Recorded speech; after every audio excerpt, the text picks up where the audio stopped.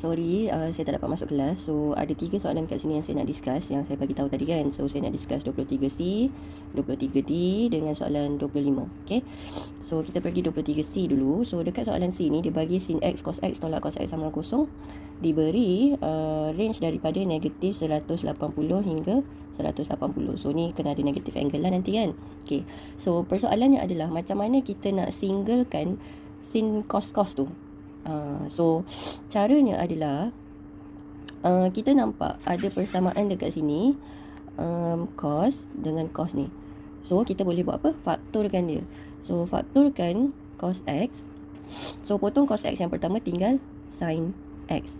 And then tolak, potong cos X yang kedua, tinggal apa? 1. Sama dengan kosong. Maka so kita boleh selesaikan lah. Ini kita boleh nampak macam kuadratik biasa je. Contoh kan, kalau saya ada x minus 1, x minus 2 sama dengan kosong. Macam mana kita boleh dapat nilai x sama dengan 1, x sama dengan 2? Sebab kita ambil kurungan yang pertama ni, x tolak 1 sama dengan kosong. Kurungan kedua, x tolak 2 sama dengan kosong. So that's why dah dapat macam ni. So sama juga dengan apa yang berlaku dekat kita punya sin dan cos ni lah. So saya padamkan tepi ni kejap.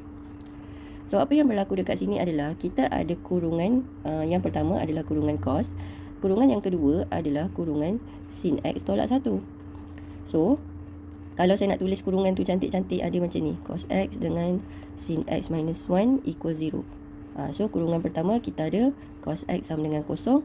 And then kurungan kedua kita ada sin X tolak 1 sama dengan kosong. Maka sin X sama dengan 1. So, kita boleh nampak dekat sini sama juga. Kita ada dua jenis, dua kali larkah. So, dekat sini cos X sama kosong dah terus boleh jadi L. Lepas tu ada A, R, Q, A. Macam biasalah, sama juga. Sin X sama dengan 1, L terus. And then kita ada A, R, Q, A. Okay, so one thing yang saya nak tunjuk dekat sini adalah okay, saya padam sekejap Okay, so A untuk alpha kan. So alpha kita adalah shift cos kosong. So shift cos kosong adalah 90. Okay, so kalau kita nampak dekat sini, saya tunjukkan R dululah sebelum saya pergi dekat Q. So R dia supposedly tak ada nak edit apa-apalah, sama je macam dalam soalan daripada 180. Negatif 180 hingga 180. And then dia punya Q. Q dekat sini, saya zoom in sekejap. Sebab saya kata dekat sini, jika alpha kita 90 kan tu, dan 90 ni ada dekat paksi. So, kalau alpha dekat paksi, terus lukis apa? Lukis graf. Okay, so kita lukiskan graf cos.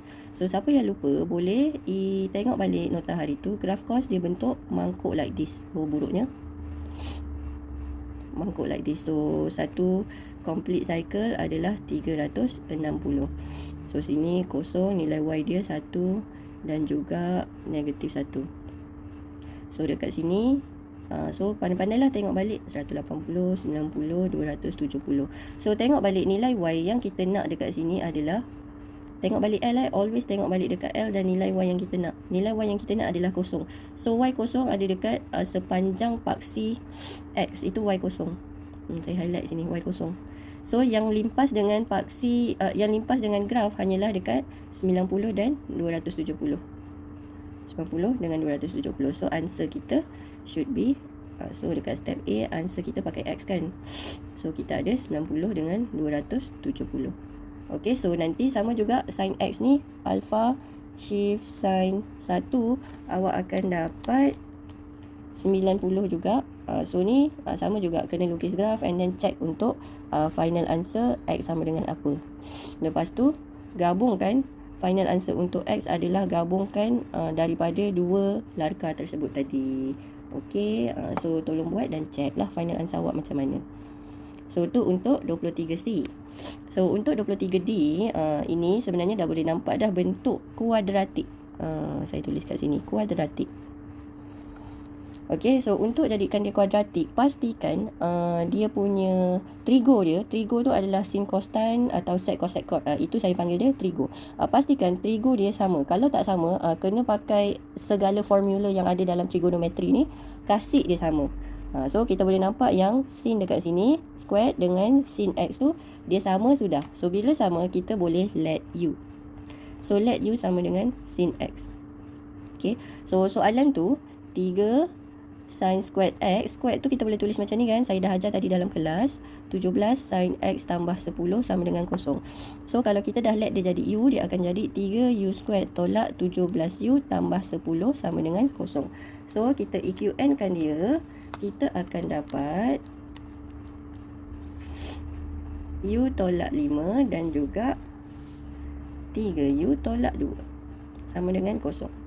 So kita akan dapat U sama dengan 5 dan juga U sama dengan 2/3. So substitute balik U kita adalah sin X sama dengan 5 and then sin X sama dengan 2/3. So sama juga macam tadi, awak boleh nampak ada dua larkah yang kita kena buat lah dekat sini. Okay, so kita ada larkah yang pertama dekat sini RQA. Lepas tu ada larkah yang kedua. So ni lah bila kita deal dengan kuadratik ataupun dua kurungan yang seperti inilah. Mesti akan ada dua jawapan dan kita kena check lah kedua-dua larkah tu boleh jawab ataupun tidak. Contohnya macam sin X sama dengan 5 ni. Kalau kita nak cari dia punya alpha, alpha sama dengan shift sin 5 kan. So kita tekan kalkulator shift sin 5. Kita dapat mat error. So dekat sini kita akan tulis undefined. Itulah. Okey, itulah keyword untuk mat error. Kalau untuk mat error ni memang kita tulis undefined saja. So apa-apa pun kita carilah untuk alpha yang kedua pula. Kita ada dua larkah kan tadi. So kita move on untuk larkah yang kedua, shift sin 2/3. So kita akan dapat 41.81.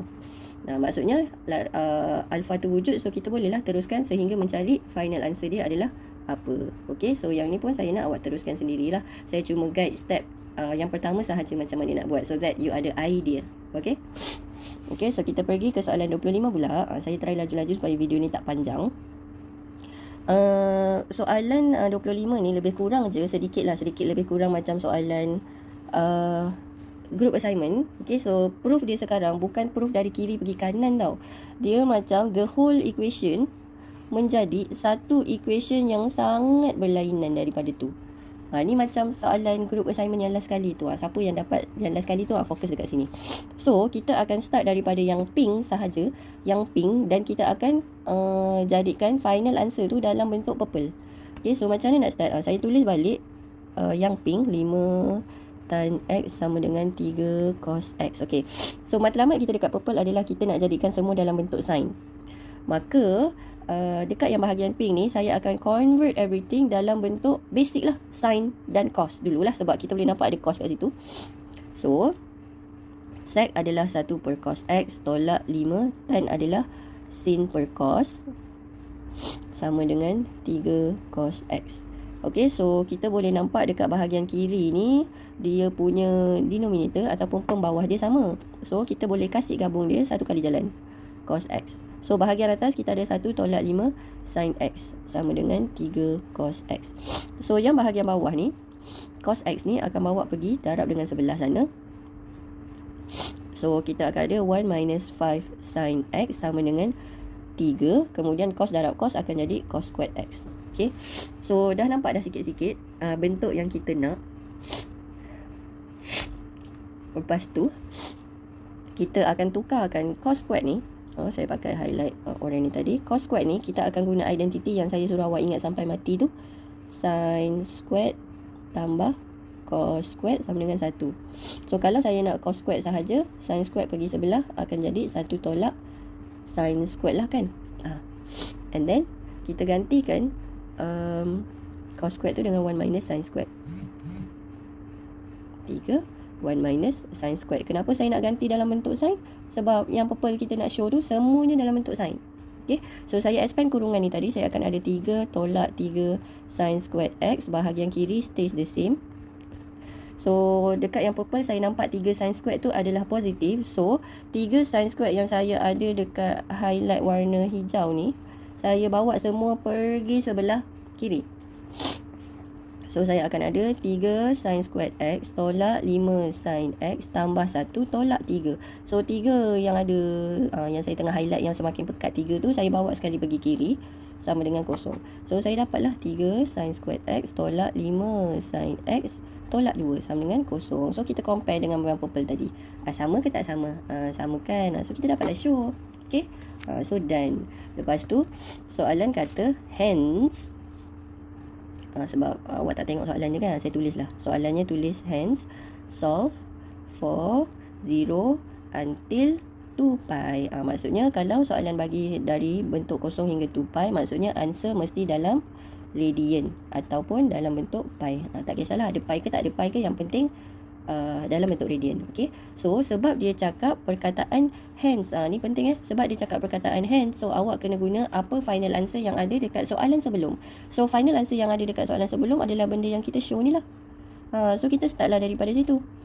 Okay, so start daripada situ. Kita ada 3 sin squared x tolak 5 sin x tolak 2 sama dengan kosong.